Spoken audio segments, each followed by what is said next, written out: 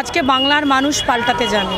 যারা 34 বছরের জগদ্দল পাথরকে পাল্টে দিতে পেরেছিল মমতা ব্যানার্জির ডাকে, মমতা ব্যানার্জির আহ্বানে সারা বাংলার অগণিত মহিলা তারা কিন্তু সেদিন রাজপথে মা বিলিয়েছিল এবং 34 বছরের জগদ্দল পাথরকে তারা গণতান্ত্রিক পদ্ধতিতে উৎক্ষেপ করেছিল। এবং আবারও আওয়াজ উঠেছে, বাংলার বুকে সমস্ত নারী শক্তি জেগে উঠেছে। বাংলাতে তারা একটা নারী শক্তি মাতৃশক্তির দুর্ভেদ্য দুর্গ তৈরি করেছে। আজকের কয়েকটা বছরে মমতা বন্দ্যোপাধ্যায়ের নির্দেশে, মমতা বন্দ্যোপাধ্যায়কে দেখে, মমতা বন্দ্যোপাধ্যায়ের আদর্শ নিয়ে তারা এগিয়ে চলেছে। এবং আজকের এই মিছিল শুধু তমলুক সাংগঠনিক জেলা নয়, সারা রাজ্যের 34টি সাংগঠনিক জেলা মিলিয়ে এই চলো পাল্টাই নামাঙ্কিত মিছিলে মহিলারা পথে নেমেছে, তারা পা মেলাচ্ছে, তারা গলা মেলাচ্ছে।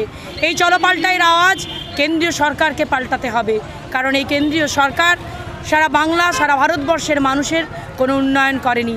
ভারতবর্ষের মানুষকে ধোঁকা বানিয়েছে, তাদেরকে ধাপ্পাবাজি দিয়েছে, আর ধর্মের সাথে ধর্মের সুরসুরি দিয়ে তারা ধর্মনিরপেক্ষ রাষ্ট্র ভারতবর্ষের সংবিধানকে নষ্ট করছে।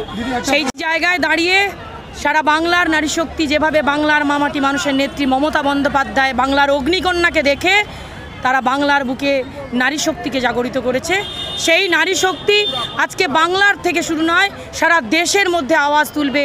কারণ আগামী দিনে বাংলা থেকে শুধু নয়, সারা ভারতবর্ষ থেকে এই সাম্প্রদায়িক সরকার, বিজেপির সরকারকে উৎখাত করতে হবে। এবং এটা জেনে রাখুন, যে নারী স্বাধীনতা, যে নারী আন্দোলন 19 শতকে শুরু হয়েছিল, কিন্তু তার কোনো ফল দেখা যায়নি।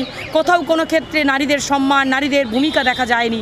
বাংলার মামাটি মানুষের নেত্রী মমতা বন্দ্যোপাধ্যায় তিনি লড়াই করে, সংগ্রাম করে সমস্ত রাজ্যকে পিছিয়ে ফেলে বাংলাতে নারী শক্তিকে 50% সংরক্ষণ দিয়ে সম্মানে সম্মানিত করেছে।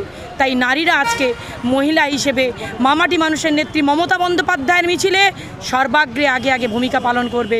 তারাই যেমন 2021-এর নির্বাচনকে বিজেপিকে রুখে দিয়ে তারা উৎক্ষেপ করেছে, ঠিক তেমনিভাবে 24-এর লড়াইও তারা সর্বোচ্চ ভূমিকা, সর্বাগ্রে ভূমিকা পালন করবে বলে এই মিছিল থেকে আজকে আমরা অঙ্গীকার করলাম যে 24-এর লড়াইয়ে আমরা অঞ্চল থেকে শুরু করে বুথ স্তরে মহিলা সংগঠনকে শক্তিশালী করব এবং প্রত্যেকটি মানুষের কাছে মমতা বন্দ্যোপাধ্যায়ের উন্নয়নের কথা পৌঁছে দেব, আর বিজেপির সাম্প্রদায়িক সরকারের বিরুদ্ধে আমরা স্লোগান তুলব।